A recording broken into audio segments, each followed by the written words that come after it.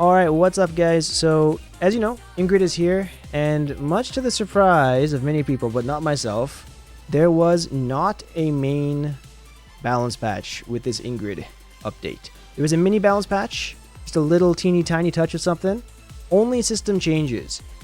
And you guys might get a little bit excited and say, oh look, they got all these characters, but these are just bug fixes, trust me, you're not going to notice any of the differences these characters get. So, there are like two main system changes they made with this game, and basically the line that's killing everybody. I cannot believe that Capcom actually typed this, and we're gonna find the line. Here it is.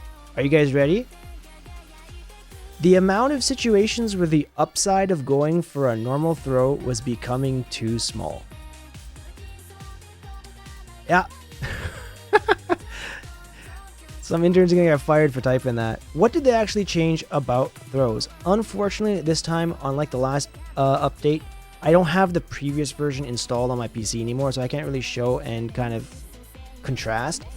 But basically what happens is they change the way drive meter works and the way super meter works. So imagine I'm the defender, all right, and someone did like crouching medium kick drive rush, and I guessed that they were gonna throw me, right?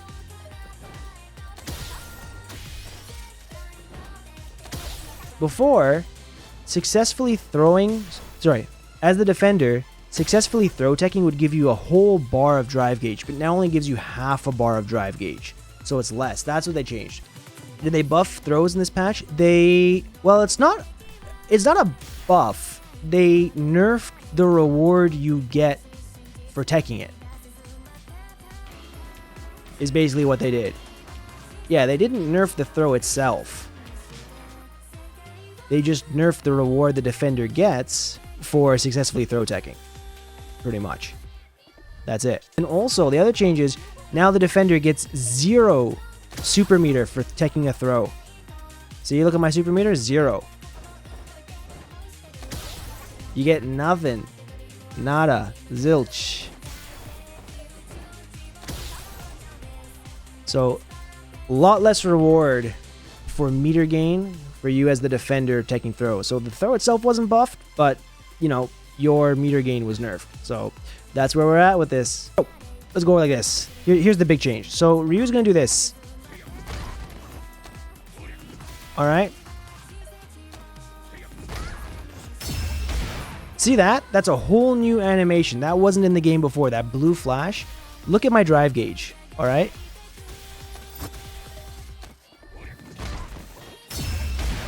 You see what just happened there?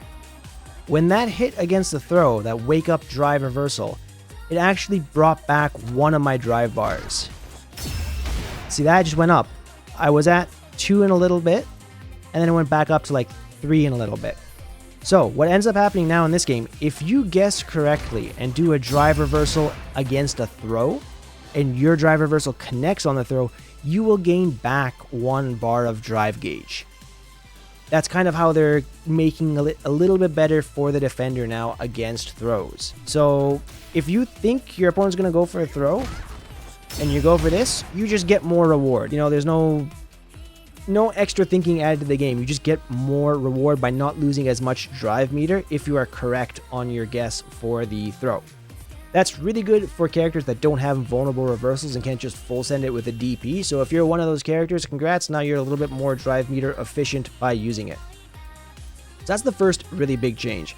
And then the second really big change is this one right here. So updated opponent's super arc gauge increase when a normal throw lands as a punish counter to match the increase on normal hit.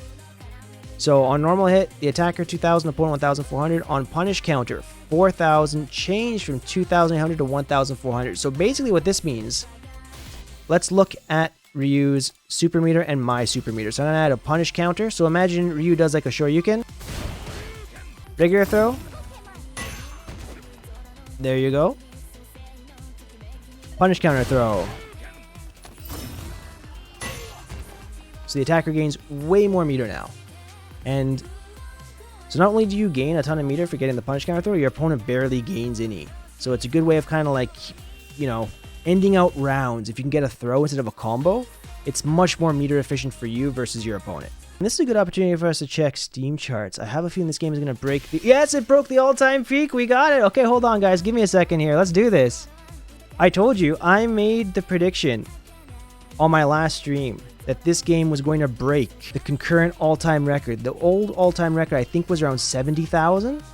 The game right now has more players playing right now than it ever has since the game dropped 3 years ago. And as you can tell, it's peaking up right now because it's almost 11 p.m. in Japan. Everybody in Japan is playing this game right now, myself included. I mean, I've never thought I would see the day when a game gets its peak all-time players 3 years after release. So good shit to Street Fighter 6, you know.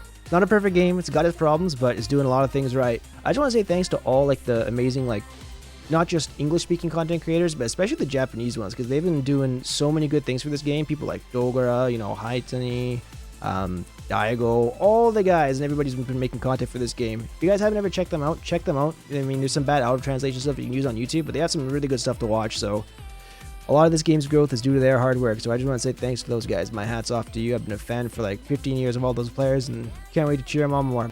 Then the rest of the stuff is just basically some bug fixes and stuff like that, and some modern stuff, so nothing really huge. But, you know, those are the two changes. So is this going to shake up the game? Probably not in a huge, immediately visible way.